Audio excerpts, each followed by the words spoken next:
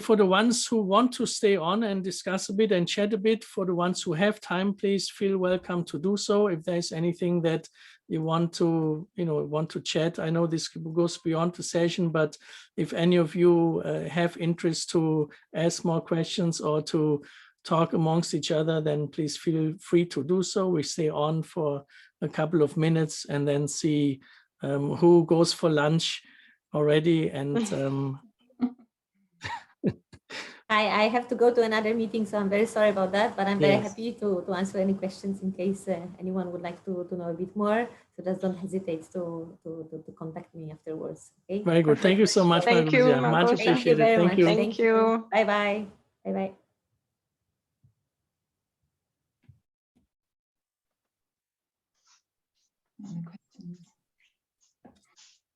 I have a little question, if that's okay. I don't know if anybody's. It was so how could destinations help associations in their future events? How do you what are your expectations, or have they changed, and or what can we inform our destinations in England about? I also do events for clients, and one of the things we were looking into was finding a studio that's a bit more kind of plug and play for the people who can't afford to hire, just get everything built to save on costs. Mm-hmm. And I contacted some of the local visit regional partners, and they didn't know. They didn't know what hotels, and sometimes it's like the AV suppliers, or it's an agency that builds in collaboration with a hotel, and then you can host, but the regions didn't actually know what was in their cities. And I think that was a shame, because I think that's where you fit in this more hybrid world a little bit, to me, is actually knowing a lot about what options are there to maybe save a little on cost and make it more available. Mm-hmm. That's one of the things that I would definitely encourage as a new part of how you promote your venues and your clients. Very good. Yeah, I think there is still a lot of learning that needs to happen generally. What I see is destinations at the moment thinking soon everything or a lot will be open again, applying quite aggressive sales techniques. I think that is wrong. I think it's still very much the time to learn and to connect, and surely you have to have a ROI also as a destination to justify the investment of engagements and trade shows and all this. But there's always the right time for everything, and at the moment it's not the time to sell, because people know a lot of destinations anyway, and I think it's much more important to get an understanding as an organization to what Anne was saying, because it is true that this, in terms of the cost, and that's where I believe hybrid will work or will not work for the same reasons it did or didn't 3 or 5 years ago, which was the cost. This morning I had a very nerve-wracking talk with one of my organizations that I worked with, and the discussion was all about not being able to afford the hybrid solution. And, we have to have, and we will see because of that, more pop-up solutions. And I think the idea, and I think it was Malgosia saying it, to share pop-up studios or solutions. I think that is very much an idea that I would carry forward to my association peers. I don't know, Paul, what you're thinking there in your part, because there's so much to learn from Paul and the way they do things, and we are going towards ways of doing things that Paul already isn't considering anymore, because for them this was 10 years ago, and for us this becomes now. Again, coming back to the saying, it's time for everything. We go in, Paul is going out, because they find this already middle age. No? Possibly, and I mean, I'm trying to think of how. I'm just not as, I guess, as familiar how with to say this properly. I know, yeah. Yeah, and one of the things I would say though, Caroline, from your perspective, we work with destinations. It's kind of twofold, because we work with destinations obviously that are trying to attract major events. You know, Queensland recently got announced as the main front runners for 2032. Well, Queensland are one of our clients. We're helping them do that. One of the key things though as well is we're in this almost unique position in the industry because yes, we're producing our own conferences and our own meetings and that, but actually we have, and especially because we've transitioned so well virtually. And I'd love to say that well, not love to, but I'd like to say that I predicted a pandemic. I didn't. I'd worked in major events for 10 years, knew how fallible events were. So we'd started making the transition virtually 18 months, 2 years ago, because we knew that something was going to happen. It wasn't necessarily a pandemic, but we knew that events were such high risk, and they still are, those physical events. And instead, it's what we've been doing with destinations is, what do you actually want to position yourself as a destination? And yes, that applies to major events. So I'll give you an example. Copenhagen, one of our clients that hone in on sustainability. Cycling, massive over there. They've just released their waste treatment plant. And this doesn't sound very sexy, but up the side of it is the highest climbing wall in the world, and down it is one of the highest dry ski slopes in the world.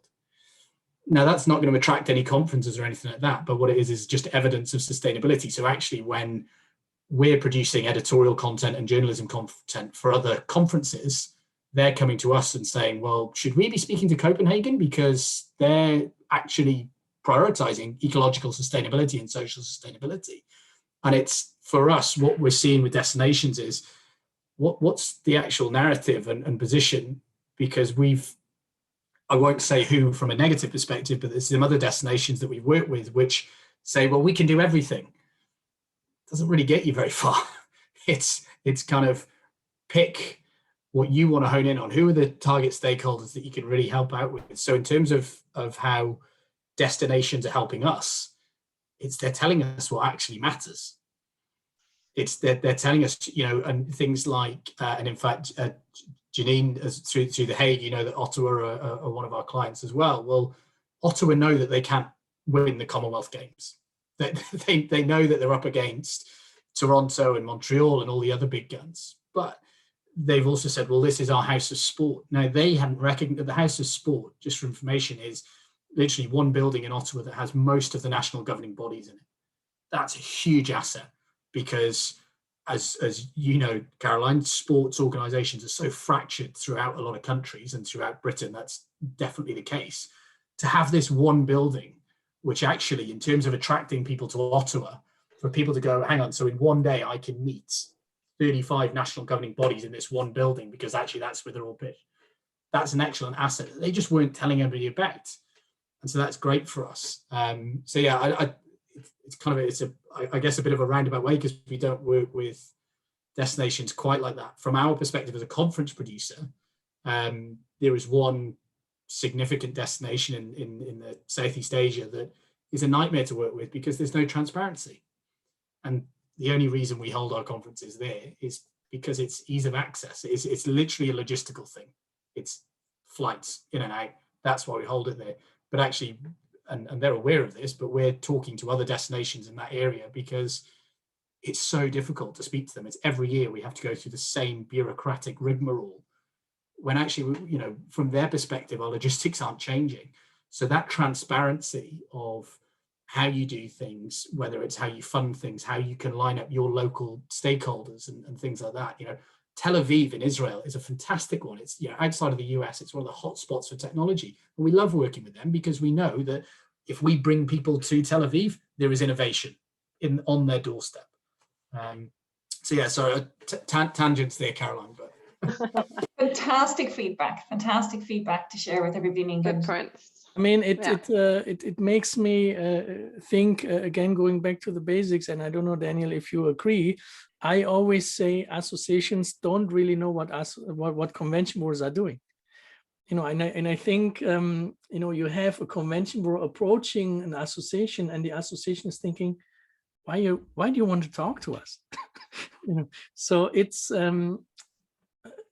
because, and I think this is very true, associations don't think they're in the event business. We organize events as a vehicle to transfer knowledge or education. But we are not, I mean, with ISCA, with the International Sports and Culture Association, we used to do 40 physical events per year. And yet we would say, we are not in the events business.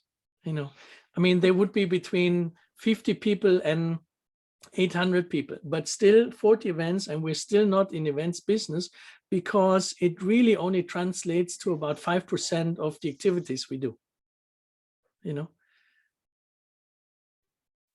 I will agree with you on this one, Kai, because the events are a necessity from our perspective when it comes to revenue generation, right? That's one thing to look at it. But when it comes to overall activities and when it comes to the purpose of what the associations are and what is the reason the associations exist, is very often to some sort of a cause, if you like, or a mission. And the events are definitely places, platforms where these missions can be put forward.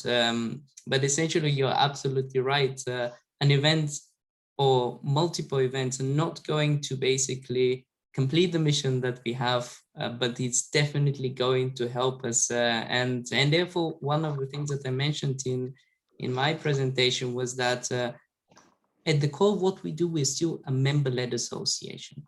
And what we want to achieve is really create value for our members. And an event is just one way to do that. But the reality is the picture is much bigger than this. Absolutely agree. We had this event just the other day on Thursday was income diversification. And the partners on the convention board side, they said, you know, Kai, we get this all wrong. Because when we put an RFP together, we tell them how many free bus tickets they get and what the legacy, I mean, the legacy always a big issue now. It's almost like the convention bureau knows the association better and tells them what they think the legacy should be. So there's no alignment, but also saying, and I think that is true in the future, the revenue part becomes more important for an association in deciding where to go.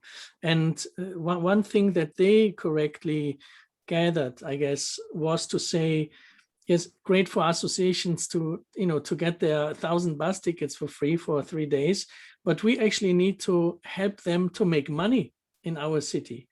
Whether it's by the delegates or by subsidies or by networks, political networks, I mean, whatever that is. But I think that was a real eye-opener for them to think, you know, the money element and the profitability of at least the minimum to break even. I mean, Daniel says we do events to make money. I know a huge amount of associations, they actually don't make money with their events. They hopefully and ideally break even because it's funded by EU or whatever. But I think there is the tendency to say, yes, we actually put so much effort in, we need to make a little bit of money because all the effort needs to be paid for.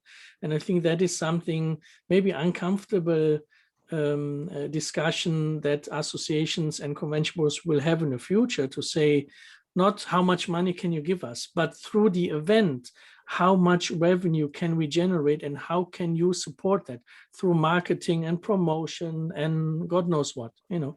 So I think that becomes definitely, I mean, definitely one outcome out of last week's session. Yeah.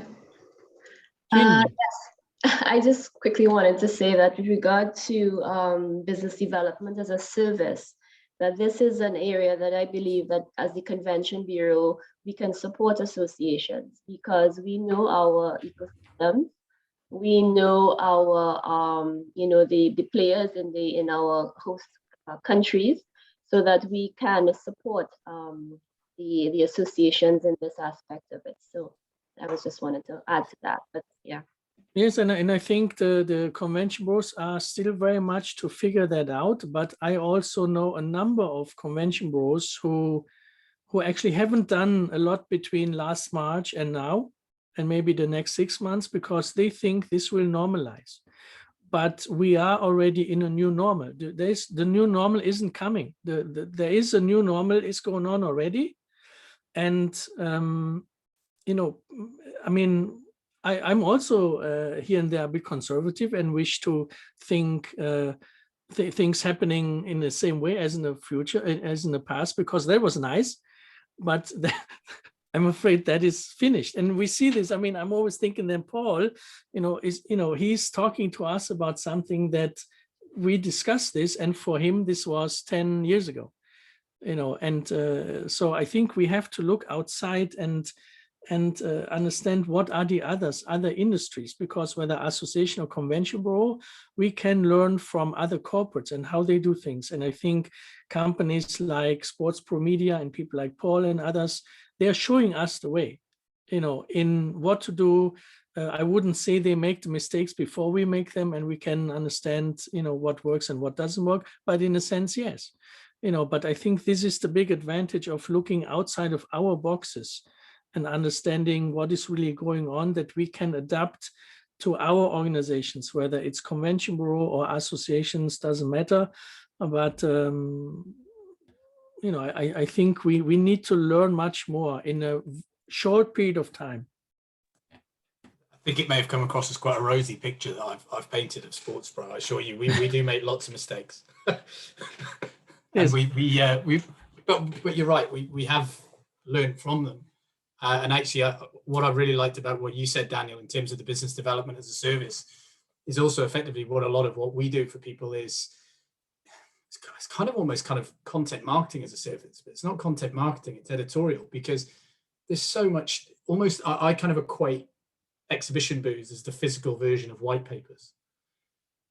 White papers are distributed by everybody, and they're written in a way in which they're trying to generate leads, as opposed to, can we provide insight to our audience? And every white paper we get submitted to us, because we have dozens of these a week that come through to our editorial team, they're so led by, clearly, how is this going to help our sales team generate leads? And it's crap, it's almost like reading a bloody buzzword article. It's just, it's so archaic in terms of how they're doing things. And instead, as Daniel said, sorry, Daniel, I keep coming back to you, but I really liked how you put it across. And it's, how are we genuinely providing value and insight to our audience? And so, Janine, what you said then, I think ties into that, because how are you genuinely providing insight into your stakeholders, into what one of the things that we're looking at with destinations in both the major event side of things, but also the kind of the conferences. And this is partly my kind of ecological background is, why the hell do events keep moving every 4 years? There's this huge infrastructure that gets built. I mean, Caroline, you're very aware of a bloody great big white elephant in part of London from 2012, which, the LLDC had, literally an entire committee set up to try and rectify a pretty significant bloody investment mistake and of how that kind of got utilized. Now they're turning it around and it's going well. But if you say, okay, actually, instead of us hosting this conference, every 4 years in a different place, let's do a 12-year partnership. And not only are we going to do a big summit every 2 years or every 4 years, we're going to do lots of little networking sessions as well in between. We're working with Queensland as the state, but also we're working quite specifically with the Gold Coast on who are their suppliers that they're trying to get out to the Gold Coast and meet with people outside of Australasia. Well, obviously that's where we can come in. Now, we're not going to host a major summit in the Gold Coast every year, but we're probably going to end up looking at doing one in Queensland maybe every few years. And then in between, we can bring delegates to the Gold Coast to meet with people. Similarly, we can take the delegates away from Gold Coast to meet with people at our other events. So it's this full kind of funnel that we're looking at, is what are people actually trying to do? And for me, I didn't have a background in media, so it was easy. It was easy for me to be ignorant because I was ignorant, but I could kind of look at things objectively and say, well, what the hell are we doing that for? Is it because we've always done it? And especially with events businesses, you just get in cycles of, okay, well, we've done that for 20 years. Well, so you're also the bad message deliverer, like me, always asking the why question. But I think it's that thing with, the supplier buyer thing has obviously always been very much hosting and wining and dining in events industry. it's very heavily, not bribery, but we're nearing into a lot of, you know, stuff being given, tickets, hotels, points. There's a whole ecosystem of it in the events industry that's a little scary when you look into it. And if you ever sit on, like I'm part of MPI and I've gone to their big conferences a lot of times, and you hear the planners sitting about talking, you know, I only book Marriott's, I am a Diamonds, you know, planner, I get access to all of these lounges and stuff. It's just part of their DNA almost. So I think you're right that they don't ask the why. But you do see the big events like Web Summit, for example, obviously moved from Dublin to Lisbon. And they really do tie their event in with the destination. And they're doing that quite successfully. And they create a whole ecosystem with when they come of startups and innovation. So I think you're right that that's the future, that's what destinations should try. And I worked for Visit Denmark, and we did that when I was there. We got some event partnerships where we signed a deal to do 3 events, not just one. To kind of build more of a relationship and kind of create more of a dynamic between us and them. It's almost a session on its own that we could do, I have to say. Yeah. Because that is, I think when I also say associations don't really understand the role, but I think that's vice versa the case as well. So, I mean, that's almost giving a new idea on the importance of a focus group discussion, maybe with a few appointed people, 20, 25, and we're just asking questions, and we bring the right people there together, and then just see what white paper we come up with. I don't know. Paul, I didn't mean to interrupt.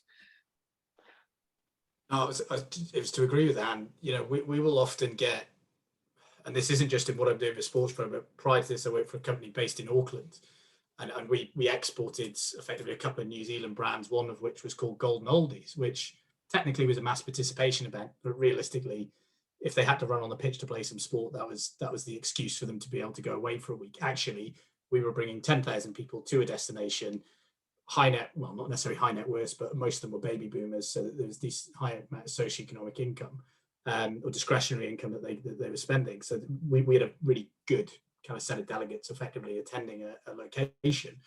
But where we would host the events, and we'd go to some destinations, they're like, look at our floor space of what we can do. And as you said, kind of, these are the bus passes. And you just think, Jesus, this is so tired. And effectively all those destinations were doing was putting themselves in a like for like of, okay, we're just ticking boxes because we expect this from an RFP.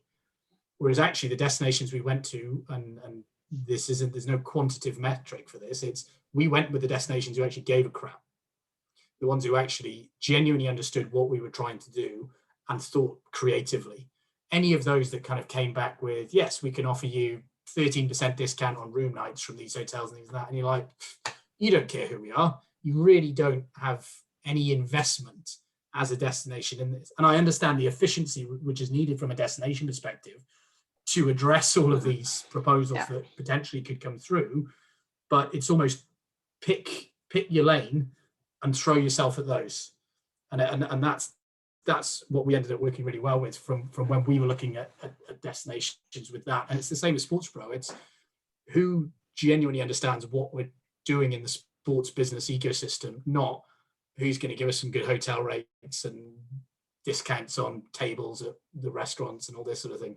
Doesn't matter, because every destination is doing that. That's then just a numbers game.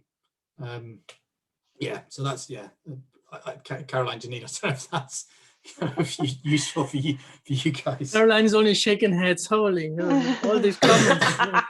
No, I'm just delighted with the feedback, and we're going to share all this with English industry. All the destinations around England and venues, and they'll be able to share it with their suppliers. So it's really, really great to have it, as I always say, from the horse's mouth. And thank you very much. Really. Thank you. I'm speaking to Andrew Backus, actually, Caroline. I don't know if you know Andrew.